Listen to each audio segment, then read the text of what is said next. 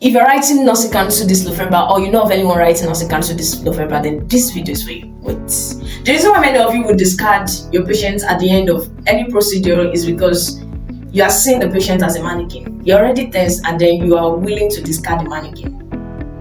Hello, I am Nurse Falade, and I'm here to just share with you some tips that helped me in nursing school during my practical exams and even in my nursing council exam. Yes. Stay true to the end, you are sure going to benefit from this. Okay, first thing first, keep it in mind that you are dealing with a human being. Even if a mannequin is placed before you, see beyond a mannequin and see a human being. Yes, because I just imagine if you had seen a mannequin as a human being, a patient you've created bond with, a patient you drew out a care plan for, you've invested your time, you've invested resources on. I don't see a reason why you would want to discard this patient because you are tense. But because you are seeing a mannequin before you, then at the end of the procedure, you tell your examiner, I'll perform hard hygiene and I'll discard my patient. Please don't discard the patient. See beyond the mannequin. See a life in front of you. See a human being in front of you, and then you won't discard your patient that way.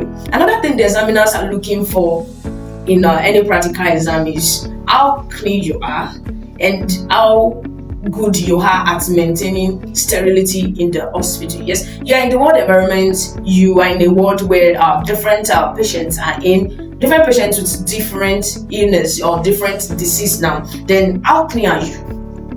And how good are you at maintaining sterility? You want to attend to a patient and then you forget to wash your hand. How do you want to attend to this patient? We assume you're on the ward, you are busy, and in one way or the other, you've been exposed to all these harmful microorganisms in the air, microbes, and all these nosocomial infections in the hospital. We assume that, and then you want to attend to a patient, you would not wash your hand. Like, you definitely should be conscious of the fact that these people are looking at you, how you can help the patient prevent nosocomial infection, how you can maintain sterility, and how you can even keep yourself, safe from this patient disease. You are attending to a patient with tuberculosis. This patient is there coughing, producing sputum already, and then you are going to this patient without your face mask on. You are going to this patient without your gloves. How?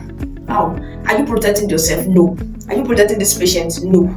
So when you are going to this patient, okay, when you get to your station and then you read out the question. Okay, this is Mr. Jones, our patient with TB, already giving a productive cough, producing sputum, this is blah blah blah. You already read this thing, then just the first thing you should think of is yourself.